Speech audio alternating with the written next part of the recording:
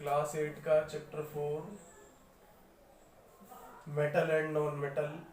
आज का डे 3, आज का थ्योरी का लास्ट डे है। आज की सारी थ्योरी खत्म हो जाएगी, फिर इसके क्वेश्चन आंसर्स पे आएंगे एक्सरसाइज वाले, वो डे 4 में होगा। आज डे 3 में पूरा थियोरेटिकल वाइज खत्म हो जाएगा। अभी तक हमने पढ़ा मेटल क्या होता है, नॉन मेटल क्या होता है, उनकी फिजिकल प्रॉपर्टी क्या होती है, उनकी पहचान कैसे की जाएगी, मेटल नॉन मेटल की फिजिकल प्रॉपर्टी क्या होती है, उनकी केमिकल प्रॉपर्टी क्या होती है।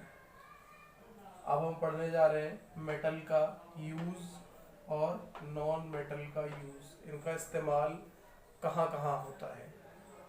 तो लिखा है metal used up in making. Metal का इस्तेमाल इन मेकिंग, बनाने में। क्या बनाने में? मशीनरी। जितनी भी मशीनें बनती हैं, जितनी भी प्रकार की मशीनें बनती हैं, उन सब को बनाने में मेटल का यूज किया जाता है। ऐसे ही ऑटोमोबाइल यानी गाड़ियां और गाड़ियों के जो पार्ट्स बनते हैं, इन सब को बनाने में मेटल का यूज किया जाता है। इसी प्रकार से एरोप्लेन्स, जितने भी एरोप्लेन्स बनते हैं, जितने भी प्रकार के बनते हैं और उनके जो भी पार्ट्स बनते हैं, उन सब को बनाने में मेटल का यूज किया जाता है। इसी प्रकार से जो ट्रेन्स होती हैं, जितनी भी ट्रेन बनती हैं, जितने भी प्रकार की बनती हैं, या उनके जो भी पार्ट्स बनते हैं, वो सब मेटल से बनाए जाते हैं। यानी ट्रेन वगैरह बनाने में भी मेटल का यूज किया जाता है। सैटेलाइट जो होता है, सैटेलाइट का मतलब अंतरिक्ष में भेजे जाने वाला एक बड़ा सा कैमरा, अंतरिक्ष में भेजा जाने वाला एक बड़ा सा कैमरा, जो वहां से अर्थ की फोटोज लेता रहेगा और आस पास के एनवायरनमेंट के बारे में बताता रहेगा, तो उसे सैटेलाइट बोला जाता है। और सैटेलाइट भी मेटल से ही बनाया जाता है। इसी प्रकार से इंडस्ट्रियल गैजेट्स जितने भी होते हैं, इंडस्ट्रियल गैजेट्स जितने भी हम बनाते हैं, इंडस्ट्रियल यानी बड़े लेवल पर, गैजेट्स यानी इस्तेमाल किया जाने वाला कोई भी इंस्ट्रूमेंट, पंखा, एसी इत्यादि, ये सारे गैजेट्स हैं जो कि इंडस्ट्री में यानी फैक्ट्रियों में बड़े लेवल पर बनाए जाते हैं। इनको बनाने में भी मेटल का ही यूज किया जाता है। अगला आता है कुकिंग यूटेंसिल्स, खाना बनाने वाले बर्तन। इनको भी बनाने में मेटल का ही यूज किया। जितने भी बर्तन बनते हैं वो सब मेटल के बने होते हैं, ताकि जल्दी गर्म हो जाए, क्योंकि गुड हीट के गुड कंडक्टर होते हैं, हीट जल्दी गेन कर लेते हैं। अगला आ रहा है वाटर के बॉयलर्स। वाटर बॉयलर यानी जो गीजर वगैरह होते हैं, पानी को गर्म करने के लिए जिनका इस्तेमाल किया जाता है, वहां पर भी मेटल से ही वाटर बॉयलर बनाए जाते हैं। और लास्ट में लिखा है एटसेट्रा। और ऐसे हम और भी बहुत सारे एग्जांपल्स लिख सकते हैं। ये जनरल एग्जांपल हो गए जो हम डेली बेसिस की लाइफ में यूज करते हैं, तो वो एग्जांपल हमें देके समझा रखे ताकि आसानी से समझा जा सके। और भी इसके बहुत सारे एग्जांपल्स लिखे जा सकते हैं। तो ये हो गए मेटल के यूजेस की, मेटल का इस्तेमाल कहाँ कहाँ किया जाता है। अगला आ रहा है नॉन मेटल के यूजेस। नॉन मेटल के यूजेस, नॉन मेटल को कहाँ कहाँ इस्तेमाल किया जाता है। तो लिखा है नॉन मेटल के यूजेस एज गिवन बिलो, जैसा नीचे बताया गया है। नॉन मेटल कैसे कैसे कहाँ कहाँ यूज की जाती है। तो used up in respiration, used up in respiration. Non metal का इस्तेमाल रेस्पिरेशन में यानी कि सांस लेने के लिए किया जाता है।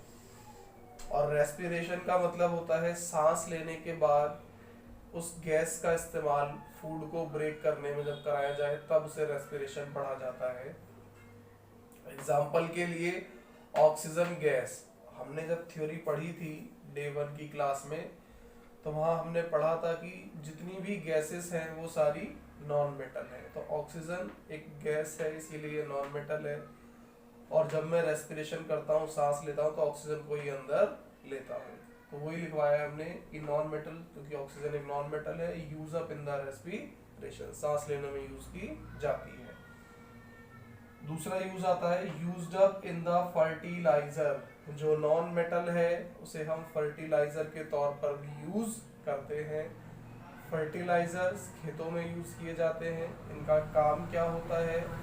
प्लांट की ग्रोथ्स को बढ़ा देना, प्लांट की ग्रोथ्स को बढ़ा देना। तो हमने वही लिखा है non metal used up in fertilizers के तौर पर टू एनहांस यानी बढ़ा देना, ग्रोथ ऑफ प्लांट, प्लांट की ग्रोथ को, वृद्धि को बढ़ा देना।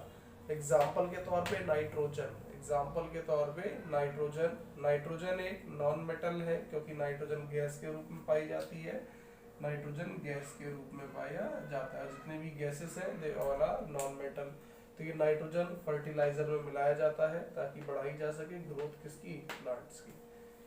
तीसरे पॉइंट पर आते हैं, non metal used up in water purification, गंदे पानी को साफ करने में भी नॉन मेटल का यूज किया जाता है। द प्रोसेस, उस प्रोसेस को, उस प्रक्रिया को क्या कहते हैं? क्लोरीन के नाम से जाना जाता है, क्लोरीन के नाम से जाना जाता है।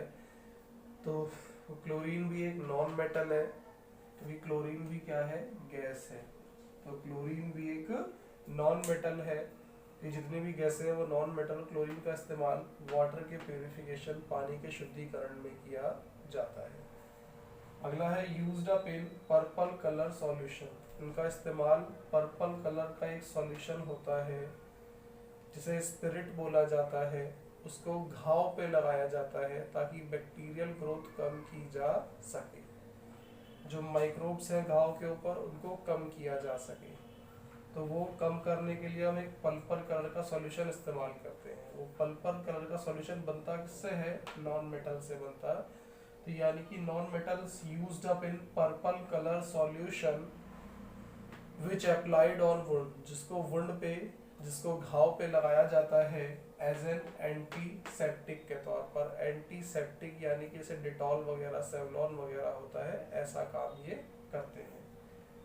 पांचवा आता है नॉन मेटल यूज्ड अप इन क्रैकर्स, नॉन मेटल को क्रैकर्स की तरह यूज अप की, नॉन मेटल को क्रैकर्स यानी कि पटाखे वगैरह बनाने में यूज किया जाता है।